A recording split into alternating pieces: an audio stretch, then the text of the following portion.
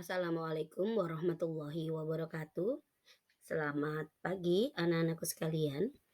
Apa kabar hari ini? Alhamdulillah jika kalian semua selalu dalam keadaan sehat walafiat. Anak-anakku sekalian, pada hari ini kita masih melanjutkan pelajaran kita yaitu ilmu pengetahuan alam pada tema 8, subtema 1, pembelajaran 2 dan juga pembelajaran 5. Namun anak-anak, sebelum kita belajar, marilah kita berdoa terlebih dahulu. Berdoa menurut agama dan kepercayaan kita masing-masing. Berdoa dimulai.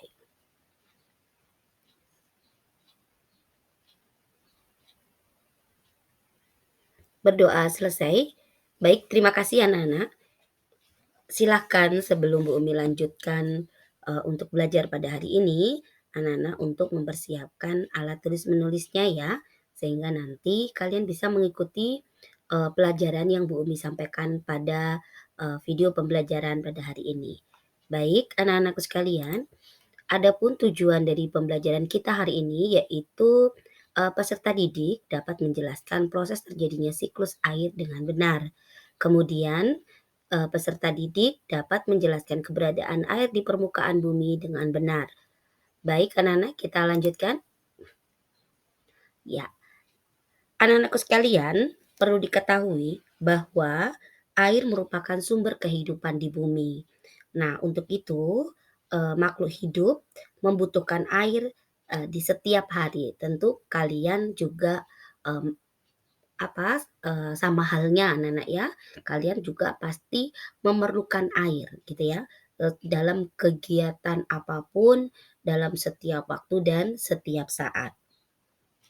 Nah, anak-anakku sekalian, mmm, air ternyata tak akan pernah habis ya. Jadi air itu tidak akan habis walaupun digunakan secara terus-menerus atau berulang kali, ya. Nah, seperti halnya udara, anak-anak ya. Nah, udara juga eee, kalau kita, pahami anak-anak ya, atau kalau kita bertanya, "Udara ini habis gak ya?" Udara nggak akan pernah habis anak-anak ya, seperti halnya dengan air. Nah, kenapa? Karena air anak-anak itu mengalami siklus air ya. Air air itu mengalami siklus air gitu ya. Jadi air yang ada di permukaan bumi itu selalu tetap karena mengalami siklus air gitu ya. Nah, siklus air adalah proses perputaran air yang terjadi secara terus-menerus dari permukaan bumi ke atmosfer dan kembali lagi ke permukaan bumi. Jadi perputaran anak-anak ya, siklus perputaran. Nah, pada tahapan siklus air anak-anak ya memiliki beberapa tahapan.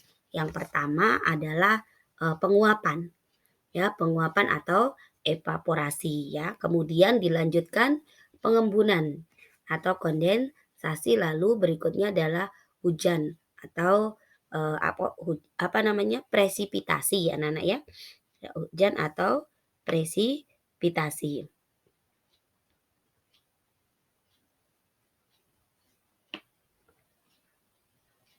Hujan atau presipitasi ya anak-anak. Oke, berikutnya ini adalah 3 tahapan utama pada terjadinya siklus air. Oke, nah anak-anakku sekalian, ini Bu Umi tampilkan siklus air. Jadi anak-anak boleh perhatikan anak-anak ya, eee, ini dimulai dari membacanya dari sini ya, mulai dari sebelah kiri. Jadi terjadi namanya evaporasi. Jadi air di permukaan bumi itu mengalami penguapan oleh panas ya, panas matahari tentunya ya. Jadi panas yang disebabkan ya ada gambar matahari mengalami penguapan, kemudian setelah menguap maka nanti uapan ini akan berubah menjadi ini, menuju atmosfer ini ya. Nah ini menuju atmosfer. Nah, uap airnya di atmosfer itu mengalami pengembunan. Ya, pengembunan atau yang kita sebut dengan kondensasi ya. Jadi pengembunan ini akan membentuk awan-awan gitu ya. Nah, awan-awan yang semakin tebal mengandung banyak titik-titik air dan akhirnya saling bergesekan. Nah ini, jadi ini awannya tipis, mulai agak tebal ya, agak tebal, terus ini sudah mulai tebal. Akhirnya terjadilah hujan atau presipitasi ya. Jadi presipitasi ini adalah titik-titik air jatuh menuju permukaan bumi dalam bentuk hujan atau salju ya. Ini adalah presipitasi. Jadi ada evaporasi, kondensasi, kemudian presipitasi ya. Nah, jadi setelah sampai ke bumi anak-anak ya, air atau hujan atau salju tadi, maka aliran dari hujan atau salju yang mencair kemudian bergerak menuju danau atau lautan. Nah, terus berputar, dia terulang kembali. Ini yang dikatakan dengan siklus air gitu ya anak-anak ya.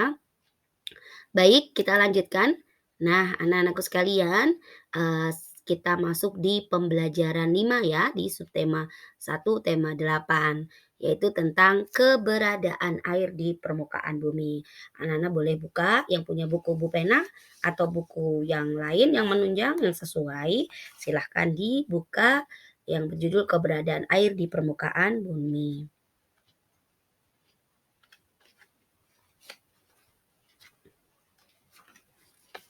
Oke, anak-anak sudah siap? Oke, anak-anakku sekalian, adanya siklus air ya mempengaruhi peristiwa di bumi dan kelangsungan hidup makhluk hidup. Gitu ya, anak-anak ya. Nah, siklus air menyediakan air yang dibutuhkan oleh makhluk hidup. Hujan turun membasahi permukaan bumi. Di daratan, air hujan dapat langsung mengalir ke sungai atau danau dan ada juga yang diserap oleh tanah. Nah, proses penyerapan air ke dalam tanah dinamakan infiltrasi ya, Nana ya. Infiltrasi, proses penyerapan ya air ke dalam tanah. Nah, sungai merupakan sumber air yang banyak dimanfaatkan oleh makhluk hidup. Ya, sungai terbentang dari hulu ke hilir. Ya, hulu merupakan bagian awal terbentuknya sungai. Hulu sungai berasal dari wilayah pegunungan. Bagian hulu biasanya memiliki mata air. Jadi hulu anak-anak ya. Jadi yang hulu itu yang di apa namanya yang memiliki mata air. Jadi tentunya air itu mengalir dari hulu gitu ya. Nah, hilir merupakan bagian akhir sungai yang terletak berdekatan dengan laut. Nah, ini hilir. Jadi kalau air mengalir dari hulu ke hilir ya, bukan hilir ke hulu anak-anak ya, jangan dibalik ya. Baik, kita lanjutkan anak-anak. Nah, anak-anak sekalian, adapun apa namanya? Contoh ya, anak-anak ya, contoh pemanfaatan sungai ya, anak-anak tadi ya, kita sungai adalah sebagai berikut ya. Ini adalah manfaat daripada sungai ya, anak-anak, yaitu untuk sarana transportasi ya, anak-anak ya, untuk sarana transportasi air ya. Kemudian ada juga ya, ada juga ini anak-anak ya. Nah, ini jadi apa namanya manfaat dari sungai itu digunakan manusia untuk pengairan sawah ya. Jadi ini pemanfaatan dari sungai ya. Kemudian berikutnya adalah sebagai media tambak ikan dan udang. Dan masih banyak lagi anak-anak ya manfaat dari sungai ya, pemanfaatan dari sungai ya guna membantu kehidupan makhluk hidup yaitu manusia dan hewan gitu ya. Nah, sungai mendapatkan air dari mata air ya anak-anak ya. Nah, aliran dalam tanah ya kemudian dan aktivitas masyarakat gitu ya. Nah, sungai dimanfaatkan oleh manusia untuk berbagai aktivitas.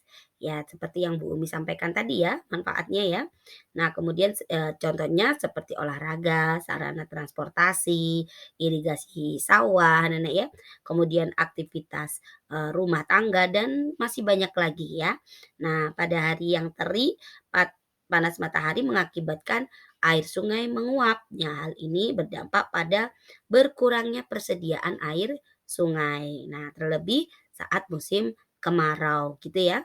Nah, jumlah air yang menguap jauh lebih banyak sehingga mengakibatkan beberapa daratan mengalami kekeringan. Nah, oleh karena itu kita harus ya menghemat persediaan air. Kita tidak boleh boros menggunakan air sehingga persediaan kita tetap terjaga. Baik anak-anak, mungkin itu yang dapat Bu Umi sampaikan. Kurang lebihnya Bu Umi mohon maaf. Bu Umi akhiri, wabillahi taufiq wal hidayah. Wassalamualaikum warahmatullahi wabarakatuh. Selamat pagi anak-anak.